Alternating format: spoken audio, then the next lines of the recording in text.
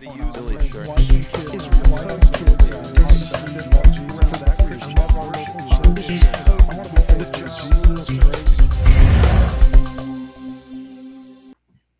Well, thank you, Tali. It's great to be back at AEI. I've spent time here over the years as a fellow, as a trustee, as an out-of-work politician, and it's always a great pleasure to come back.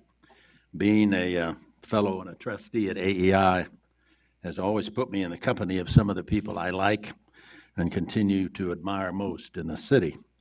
The American Enterprise Institute is one of those places where serious matters receive serious attention, and that's the spirit that brings me here this morning. President Obama will be speaking later today on the situation in Iraq and the Middle East, which has quickly become the most pressing of many national security issues. Among all the various concerns and issues that compete for our time and energy in Washington, nothing matters more than the security of the United States. Nothing. Everything else we do depends on our safety from the dangers of the world.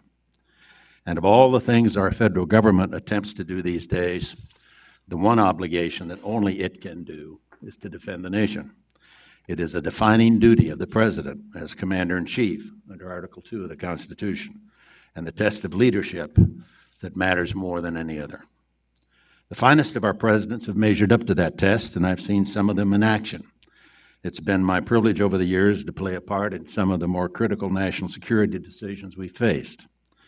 There have been 5 Republican presidents since Dwight Eisenhower. I worked for 4 of them and worked closely with the 5th, President Reagan, as a member of the House leadership during his term in office. These 5 leaders I've observed accomplished great things, often overcame great difficulties, and the same could be said of others in my lifetime, going back to Roosevelt and Truman. Next year will commence the 8th decade of what we still call the post-war era. In that time, we've seen one of the supreme achievements of human history, a structure of security formed in the years after the Second World War and underwritten, guaranteed, and defended by the United States of America. What makes it all real in the end is the fact of American military superiority. Without that, we would be just one more nation with good intentions and strong opinions. It is not some arbitrary cycle of history that made the post-war era what it has been. It is American power and American leadership. Before we credit the wisdom of even our best statesmen and diplomats in this long era, always remember where the greatest credit truly belongs. It belongs to the generations of men and women who gave their best years of their lives and laid down their lives in brave service to our nation. Against this backdrop, in 5.5 years into the presidency of Barack Obama, a few fundamental problems are evident. He has served in office now longer than 26 of his predecessors. So it's hardly too early to draw conclusions about his conduct of foreign policy and about the basic ideas and assumptions that he has followed. We know what those notions are because at times the President has been not only clear about them, but quite emphatic. He has demonstrated his own distrust for American power as a force for good in the world. 5 years ago this month, he put it this way to the United Nations, quote, "No world order that elevates one nation or group of people over another will succeed," end quote. This one sample from a whole collection of such sayings that seem to regard American influence as a problem to be solved in the world rather than a solution to be offered. However we interpret President Obama's words, they are a far cry from John Kennedy's vision of Americans as, and I quote, "the watchmen on the walls of world freedom, with the military, the scientific, and the economic strength to do whatever must be done for the preservation and the promotion of freedom," end quote. Compare those presidential declarations, and it's more than a difference in time that we're dealing with. They are 2 radically different outlooks on the world and on America's responsibilities in it. And when you have a president whose primary concern is never to, quote, elevate America it's no surprise that we also have a defense secretary in a serious state of alarm.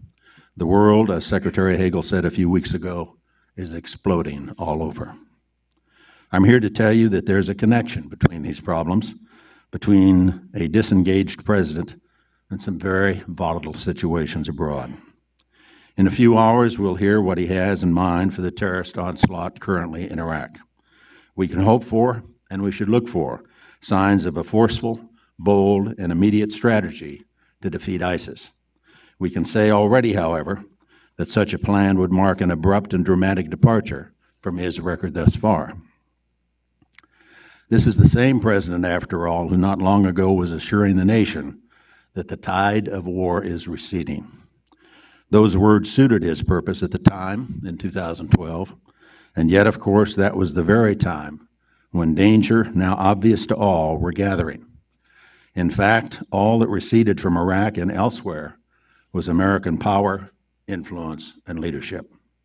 And if you think that American withdrawal marks an ebbing of conflict and a return to peace, then consider the new jihadist caliphate and all that will now be needed to clean it out.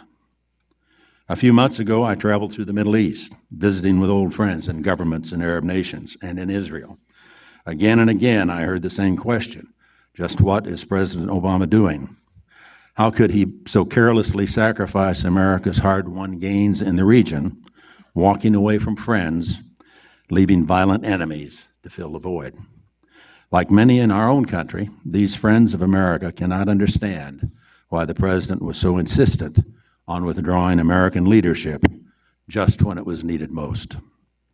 A policy of non-intervention can be just as dogmatic as its opposite, and this president has seemed at times only more sure of himself as he is disproved by events. Syria is just one example. After the regime used chemical weapons against thousands of children, the administration took a stance of what you might call principled indifference. We cared, went the message, just not enough to do anything. And never mind the high-minded warnings and meaningless red line. So often, President Obama responds to crises by announcing all the things that he will not do. And here again, we can only hope that pattern ends tonight. Too often, threats and aggression have been met with stern declarations of inaction by the United States, supported by lengthy explanations of our inability to shape events. And inaction by America spells opportunity for our adversaries, as in the case of Syria, where we saw the Russians move in for their own advantage. Meanwhile, of late, Vladimir Putin has moved in to take Crimea, subjected Ukraine to coercion and intimidation, and generally worked to frustrate American objectives at every turn. This all goes down, as the administration likes to put it, as 19th century behavior, an expression of disapproval that never seems to quite translate in the Kremlin. They play a rough game over there, and they don't much care to which century we ascribe their conduct. The test for some players in this world is simply this: can they get away with what they want to do? If they can, they will. End of discussion. We all know, for example, what the mullahs in Iran want most of all: to acquire nuclear weapons. Try to imagine life in Israel, or anywhere else for that matter, if we and our friends ever permit that day to come. The regime in Iran gives close study to every sign and every context of American resolve or its absence. Draw a bright red line for Assad and then let him pass right over it with impunity. And your problems don't end in Syria. In Tehran, too, they've been watching you tested, and they're not impressed. Whether it's outright enemies like the regimes in Iran and North Korea, or strategic rivals like Russia and China, hostile people are drawing conclusions from the choices we make. They take note of the hard things we do as the preeminent democracy, and of the hard things we finish. This has been a fact of life for every American president going back at least to FDR, and the finest of them knew how to choose a message of strength.